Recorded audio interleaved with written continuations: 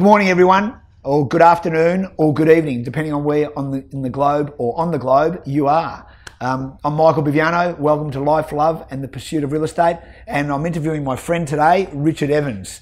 And Richard is my American friend who actually works in the office next door to me. And he runs a environmental risk management company called EP Risk. So I thought it'd be really interesting to speak to Richard today. And how long have I known you for now? A couple of years? 2 or 3 years. Yeah, 2 or 3 years, yeah.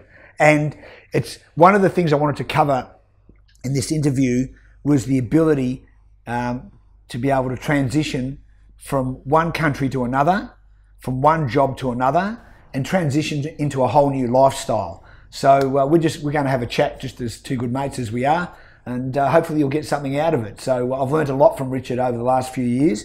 And also with his ability for clear thinking, and he's a very analytical, being a scientist, he's a very analytical individual. So welcome, mate, and thanks for having a chat. Thank you. Thanks for having me. No worries. On that score, one of the things that I want to cover today is this transition thing, as I said at the start. So just what makes somebody then, it's a really, really big move to go from San Francisco to Melbourne, Australia. So therefore you're going right across the globe, and so therefore, your fear factor or your fear levels must be generally pretty low because you're game by nature. Because you drove into San Francisco by yourself in a pickup truck, navigated your way around, obviously got lost, did all that sort of stuff, found your way through, got settled, was there 6 years. Then you came to Melbourne. So therefore, by nature, you're a bit nomadic. I think so, yes. Yeah, okay, So, and that floats your boat, obviously. It does. So when I was growing up, I had the typical American family that everybody thinks of, where we don't go anywhere, don't have passports, nobody travels anywhere, and I never liked that. That's really common, isn't it, over there? It is common. I don't really know why it's like that.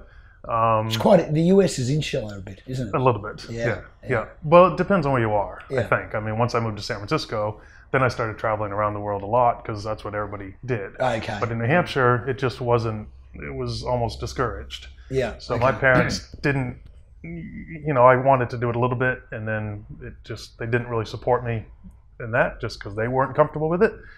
And then one summer during uni, I got an internship. I did a couple things. I went down to Alabama and had an internship at NASA, and then I did a course in Hawaii, a geology course. And it got to the point where I needed to go somewhere and I needed to do something.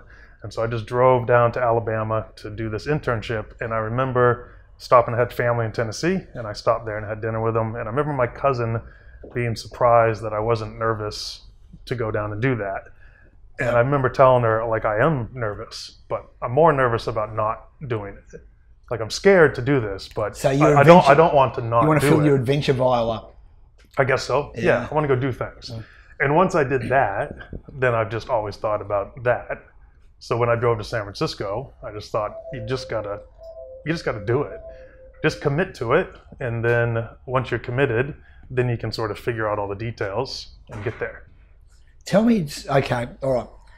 Not everyone thinks like that. That's a very, very different way of thinking. Most people are very well prepped, because they're risk adverse, right? Ironically, your business is called EP Risk, but they're risk adverse. So therefore, you're not so much risk adverse. But I want to just pick on something that you said. Let's go back. Tell me about NASA.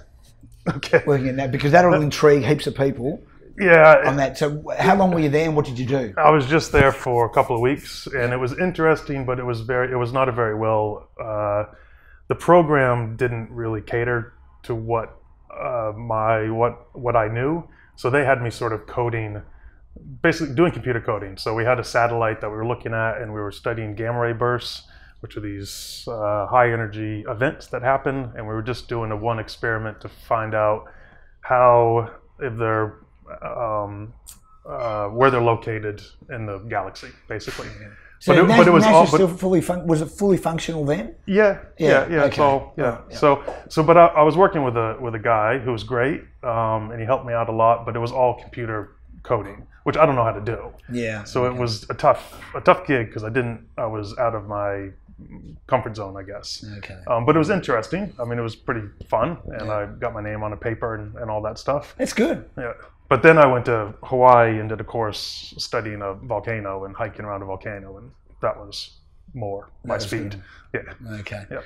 All right. So let's talk about So as far as your risk profile goes, it's pretty high. So Okay. you don't actually see a lot of those things you've done as risky. What you see them as more adventure driven, don't you? I think more adventure driven. Yeah. Yeah. Okay. And just riskier to not do it. Yes. I'm more worried about not doing it and missing okay. out on something or not learning something, I guess. Okay. All right. Okay. Yeah, I'd agree that with you because I know that you're always on an education bandwagon, so to speak. Yeah. Sure. All right. So that impresses me a lot about you. But one of the things, as you and I have got to know each other, one of the things that as we have our meetings, right? Yep. One of the things, you're quite a deep thinker, right? So therefore, and you think like yesterday's conversation we had, right, when we were talking about finances and those sort of things, one of the things that struck me is that you were looking for the gaps in your thought process. And I really like that about you. Yep. Because not many people do that. Sure. So therefore you'll look at something and then you'll get some banter, right? And then go, where's the gap in it? Yep. So that might be the scientist coming out in you. Yep. Yeah. It could be, or this is something that I've learned recently, I think, and I like to do it. But I've learned it from you. I've learned it from Charlie. I learned it from Mahanan, who was my old boss and mentor. Yep. And I've just sort of gotten into this mentoring thing, which is why I like to come and have chats with you. Even if sometimes I don't have something real specific to talk about, I try to think of something because I know you'll have ideas for me that I haven't thought about. So and you do it's that an for me. important You do thing that for to me do. too. Yeah. Okay. Yeah. But I have noticed a lot of people don't do that. And I think they need somebody. I mean, I was lucky with Charlie and Mahanan who they had sort of already learned that. So they kind of taught me to think like because you know what that is? That is networking in its pure form. And it does. A lot of my channel is based on real estate. Yep. But a lot of it's just based on life and networking in that, because you're a good networker, and that's why we have those networking dinners and that we do. Yep. Those sort of things there promote discussion, and they promote a kinship, and they promote an ownership where you want to help the other guy or the other girl or whoever it might be. Yep. So from that perspective, and sometimes, to be honest, it's a bit annoying that I have to do that. But the reality of it is, it always has to start somewhere. Yeah. Right. Yeah. So as you are risk, you've got you're not so much risk adverse. I'm like that with the networking thing. I'm fearful of not networking. Yeah. Okay. Right. Yeah. I'm fearful of that because I know that it creates friendship, kinship, business, a whole range of different things for me, and also for guys like you and all that sort of stuff. So from that, and it also as we get older, and that's why this transition thing is got me interested in you from the point of view that most people, once they've got a network in an area, don't go and just get up and move. Yeah. They don't do that. Yep. So that is a completely different thought process and thought plane. It is very, very different to the normal average person. Yep. It doesn't like change. Yeah. It doesn't like change, right? The status quo, so to speak. Sure. So on that score, then say for instance, like you live by yourself, but your girlfriend's living interstate, right? And you got a cat. Yes, I got a cat. Okay. Admire, you got to have one animal. Yep, absolutely. Always have one animal. Yeah. Sometimes it can be a mate. Yes. Yeah. So with the transition thing, when you got to Melbourne, run me through what happened. Did you have a meet and greet with anyone at the airport? Like, just give me the first couple of days very briefly on what happened and what you did, like how you got settled with accommodation. Yep. All that sort of stuff. So just give us a run through just to see how arduous or how difficult it might have been for you. Yeah. So the company that hired me put me up in a service department. So that part was easy. Yeah. The main thing I remember about the first night that I got here was trying to find a beer and going into a 7-Eleven and then maybe a few other corner stores because you can just buy anywhere in California. Yeah. So it took me a while to figure out where to find a beer. So I was frustrated because it was late and I was tired and I didn't know anybody and I just wanted a beer. Yeah. And so anyway, I finally figured it out. And then I think the next day I just went into my office just to meet people. I wasn't starting for another week, I don't think. Yeah. And then, on my way here, I stopped in Fiji to go scuba diving. and I actually met a guy on the island that I was on the dive boat who lived in Melbourne. So he and I became friends, and he and I have been friends ever since. So I basically just made a friend on my trip over here. You know, it's amazing. Sorry to butt in, but you know how that works. It as when you put yourself out there, I think the guy upstairs helps you with that. Yep. He'll make the road a little bit easier for you if you put yourself out there. Yep. Yeah, you agree with that? So. Yeah. Yeah. Okay. To an extent. Yeah. Okay. Oh, well, the rest is up to you. But like, you're on a boat. You're on a dive boat. That's right. You bump into a guy from Melbourne. That's right. Yeah. Because you're out doing things. Yes. So when you're out doing things, then you're meeting more people, and there's more opportunity. Yes. Absolutely. Okay. So. All right. So we get over the beer thing. Yeah. You're in the work thing. Yep. So how long was it before you decided to say, I'm going to buy a property and start to settle down here? It was 4 years. 4 years. Yeah. So for 4 years, you were in a birthing period. I guess so. Yeah. Yep. Probably a little bit just more hesitant about buying a house. That's just not the kind of thing that I think about. Probably even wanted to move on at some point. Just do what I'd been doing before.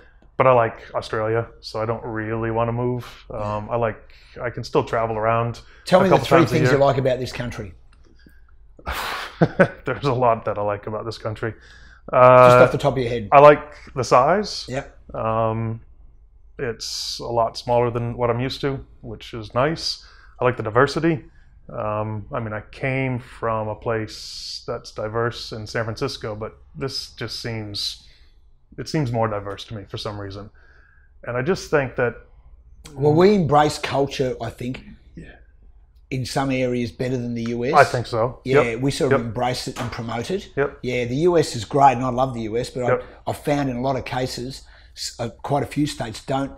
They've got a lot of states don't. Yeah, they don't embrace a different culture. That's right. Yeah, that's right. Yeah. Australia is all big cities, so big cities are different than other areas where you don't get that same vibe, I guess. Yeah. And I guess the other thing I like is that it's just not. Things get done here, it seems to me, more than the U.S. politically, culturally. Do you think so? Yeah, I think so. Gee, a lot of us would debate that. Yeah. Well, it's just the way I see it. It just seems more gridlocked in the U.S. And here, the discussion seems a little bit better, I think. Okay. Well, that's interesting to know. All right. Because we've never touched on that. Yeah. On the politics side of things. Yeah. All right. So then so answer me this, Richard. When you've got you spend quite a bit of time by yourself, and you're a pilot. Yep. Yeah, you're a pilot. Yep. So you like to fly. So therefore, a lot of things that you are doing now are very isolated. Yeah. There are one person. Yeah. Even the geology side of your business, being a scientist, a lot of stuff you do by yourself. Yeah. Right. So therefore, you obviously like that. I do like that. You like that. Yeah. Okay. Yeah. And is there? But I'm also a very social person. Absolutely. I've got a big network of friends, and I enjoy hanging out and all that. So. Okay. But I do like having both of them. Yeah, all right. Okay. And that's not all that common, because normally a lot of my friends that are very social like to be social all the time. Yeah. Yeah. Yeah. They don't have that other side. Yeah. The yin and yang, maybe, so to speak. Yeah, maybe. So then say for instance, so now you own a company now, which is next door to me here in Mount Waverley. So in that period since you've been here now 10 years, so in 10 years, how long since you've had EP Risk? It's been about 3 years. Okay, all right. So in 7 years you did well. Yeah. You have to pat yourself on the back for that. Yeah, sure. You bought yourself a home. Yep. Right, bought yourself a cat. Got myself a cat. Yeah, right. You got a girlfriend. Right.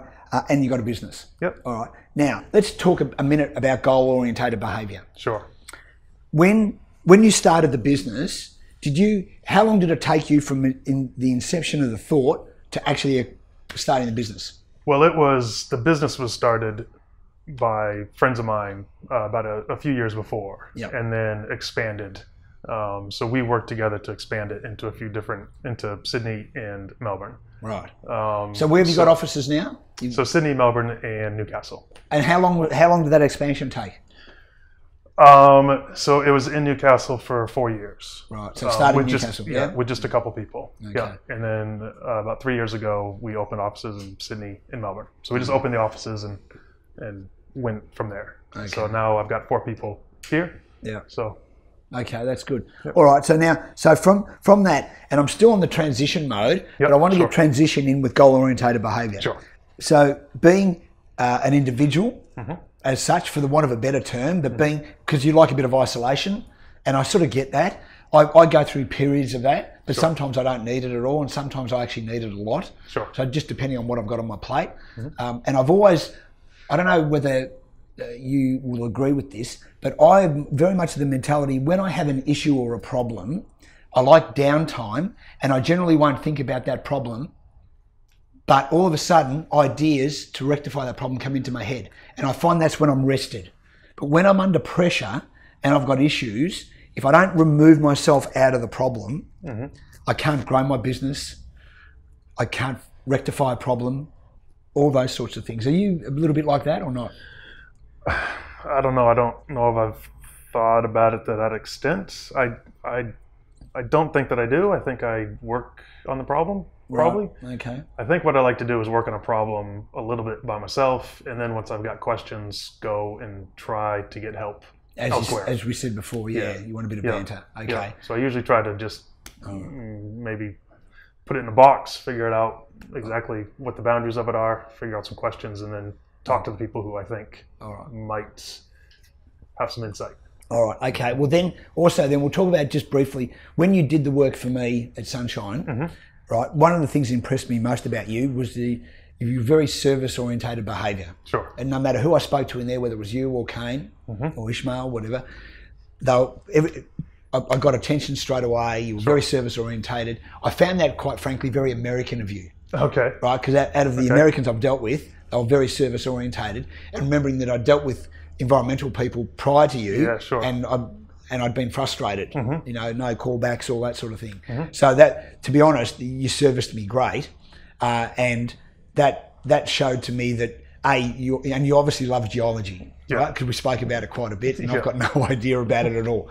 Now, so on that score, if you mix up the your ability to be able to transition from the US to here, from here into your own business, right? And then you basically, what you're doing is you're now conforming to society a bit. You've got a girlfriend that may be your wife later. Do you know what I mean? You've got a house. All those things start to settle in. So therefore, and you've been a bit nomadic up until that point, right? So now you're starting to get grounded. Do you think that's due to your age? And I don't mean grounded as in it's a good way to be. I'm saying you're getting more physically solid, grounded in Melbourne. Yes, financially, physically. I'm sure there's an age thing about it. I'm sure there's a financial thing about it. I mean, at some point you got to make sure your finances are in order. There's also the finances of being able to travel more now than I used to as well. So I can be settled. And traveling's important too, isn't it? And traveling's important, and then still take a few trips a year to do different things. So then you still feel like you're moving about. And I've thought about moving to other places. You know, I looked into it probably before I bought my house, actually. But I didn't really have anything that I really wanted to move to. So, but yeah, I mean, and the age just changes you. So then you don't need to be going all the time. Are you more goal orientated now than what you were 5 years ago? I'm definitely more goal oriented because I didn't even consider goals 5 years ago. I didn't. You know, people talk about making goals, and I just kind of brushed it aside. Like, I don't need to make goals. I'll just wing it, I guess. But I've matured a little bit, and I realize that. Do you write them? Do you write your goals down? I do now. Yes. Yeah. Now that I've learned from people like yourself and Hannon and Charlie and stuff like that, the importance of that and that it works, then yes, I've done it. I don't do it as much as I think some other people who like that style do it, but I do it, and it's helpful. Yeah, okay. And when as far as one of the things I've learned with goals is that I have an ability that I think I can change my goal halfway through if my concentration changes and my self-fulfilling need changes. I'll go, I have no problem in changing a goal midstream. Are you like that? Or is that analytical part of you say, I have to finish the goal? I don't know if I have to, but I don't know. I think I choose my goals carefully. So the piloting thing was a goal, but I wasn't going to quit that. I did that. Building a deck at my house was a goal, and that took a while, but I did it. So I feel like those are the goals that I do, and they're maybe you can't really do them halfway. Okay. All right. So and maybe a lot of the other things that are goals that somebody like you would think of as a goal, I'm still not even thinking of as a goal. If that makes sense. Yep. So I didn't do goals before because I just didn't think of things that are goals as being goals. Right. I just thought of them as things that happened. Because what I find different about you is that you are very inquiring. You weren't all that goals orientated when I first met you. You were, but you sort of weren't. Yeah, I'm getting more. I do it more and more as I go. Yeah.